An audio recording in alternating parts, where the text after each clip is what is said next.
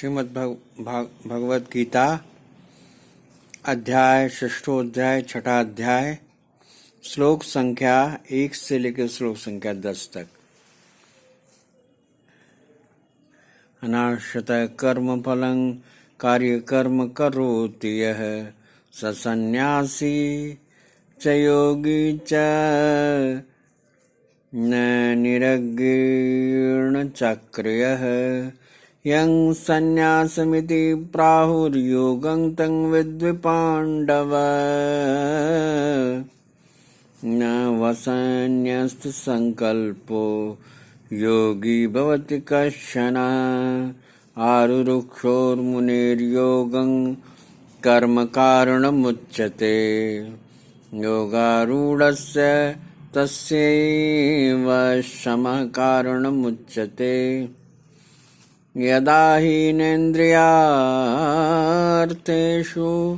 न कर्मस्वनुषज्यते सर्वसंकल्पसन्न्यासी योगारूढस्तदोच्यते उद्धरेदात्मनात्मानं नात्मानमवसादयेत् आत्मैव वात्मनो बन्धुरात्मैव रिपुरात्मनः बन्धुरात्मा मनस्तस्य येनात्मैवात्मना जिता अनात्मनस्तु शत्रुत्वे वर्तेतात्मैव शत्रुवत् जितात्मनः प्रशान्तस्य परमात्मा समाहितः शीतोष्णसुखदुःखेषु तथा मानापमानयो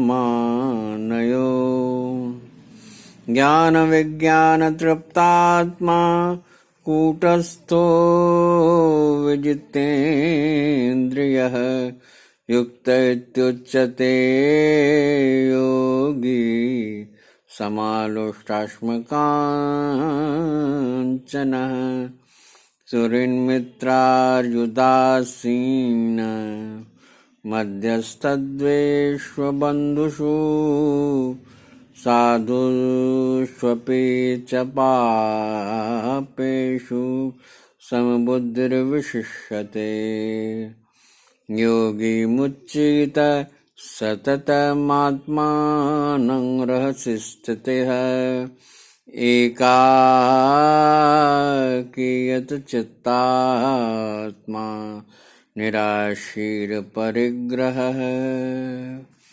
अभी आप षष्ठों अध्याय छठे अध्याय का श्लोक पाठ सुन रहे थे 1 से लेकर 10 तक श्लोकों की। अब उसका सार संक्षेप जो उसका अर्थ है वो प्रस्तुत है आपके सामने। वो इस प्रकार है। छठा अध्याय उसके उपरांत श्री कृष्ण महाराज बोले कि हे अर्जुन, जो पुरुष कर्म के फल को न चाहता हुआ करने योग्य कर्म करता है वह सन्यासी और योगी है, और केवल अग्नि को त्यागने वाला सन्यासी योगी नहीं है, न वह केवल क्रियाओं को त्यागने वाला भी सन्यासी योगी नहीं है। इसलिए हे अर्जुन, जिसको सन्यास ऐसा कहते हैं उसी को तू योग जान, क्योंकि संकल्पों को न त्यागने वाला कोई भी पुरुष योगी नहीं होता। समत्व बुद्धि रूप योग में आरूढ़ होने की इच्छा वाले मननशील पुरुष के लिए योग की प्राप्ति में निष्काम भाव से कर्म करना ही हेतु कहा गया है, और योगारूढ़ हो जाने पर उस योगारूढ़ पुरुष के लिए सर्व संकल्पों का अभाव ही कल्याण में हेतु कहा गया है। जिस काल में न तो इंद्रियों के भोगों में आसक्त होता है तथा न ही कर्मों में आसक्त होता है, उस काल में सर्व संकल्पों का त्यागी पुरुष योगारूढ़ कहा जाता है। यह योगारूढ़ता कल्याण में हेतु कही गई है। इसलिए मनुष्य को चाहिए कि अपने द्वारा अपना संसार समुद्र से उद्धार करे और अपने आत्मा को अधोगति में न पहुंचाए, क्योंकि यह जीवात्मा आप ही तो अपना मित्र है और आप ही है अपना शत्रु, अर्थात कोई और दूसरा शत्रु या मित्र नहीं है। उस जीवात्मा का न तो आप ही मित्र है, नहीं कि जिस जीवात्मा द्वारा मन और इंद्रियों सहित शरीर जीता हुआ है, और जिसके द्वारा मन और इंद्रियों सहित शरीर जीता हुआ नहीं है, उसका यह आप ही शत्रु के सदृश शत्रुता में वर्तता है। हे अर्जुन, सर्दी, गर्मी और सुख दुखादियों में तथा मान और अपमान में जिसके अंतःकरण की वृत्तियां अच्छी तरह से शांत हैं अर्थात विकार रहित हैं, ऐसे स्वाधीन आत्मा वाले पुरुष के ज्ञान में सच्चिदानंद घन परमात्मा सम्यक प्रकार से स्थित है। अर्थात उसके ज्ञान में परमात्मा के सिवाय अन्य कुछ भी नहीं है। ज्ञान विज्ञान से तृप्त है उसका अंतःकरण जिसका, तथा विकार रहित स्थिति जिसकी, और अच्छी प्रकार से जीती हुई हैं इंद्रियां जिसकी, तथा समान है मिट्टी पत्थर और सुवर्ण जिसके, वह योगी युक्त अर्थात भगवान की प्राप्ति वाला है, ऐसा कहा जाता है। जो पुरुष सुहृद मित्र वैरी उदासीन मध्यस्थ द्वेषी और बंधुगणों में तथा धर्मात्माओं में और पापियों में भी समान भाव वाला अति श्रेष्ठ है। इसलिए उचित है कि जिसका मन और इंद्रियों सहित शरीर जीता हुआ है, ऐसा वासना रहित और संग्रह रहित योगी अकेला ही एकांत स्थान में स्थित होता हुआ निरंतर आत्मा को परमानंद परमेश्वर के ध्यान में लगाए। अभी आप श्रीमद् भगवद गीता का पाठ सुन रहे थे और उसका सार संक्षेप अर्थ भी सुन रहे थे।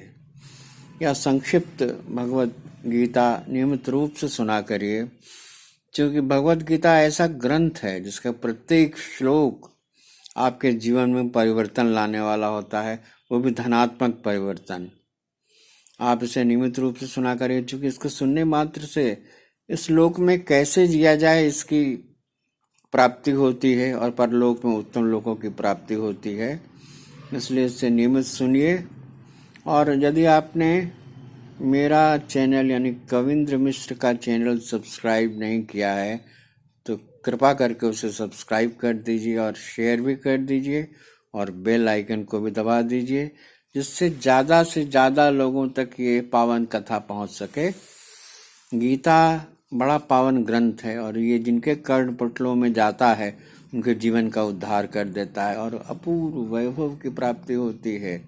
आध्यात्मिक और भौतिक दोनों वैभव की प्राप्ति होती है और उत्तम लोगों की प्राप्ति होती है। इसलिए इसे नियमित सुना करिए और शेयर भी कर दिया करिए और लाइक भी कर दीजिए, तो अत्यंत शुभ और अच्छा होगा। ये भी कर दीजिए। आइए संक्षिप्त भगवान नाम संकीर्तन कर लें। ओम नमो भगवते वासुदेवाय। ओम नमो भगवते वासुदेवाय। ओम नमो भगवते वासुदेवाय।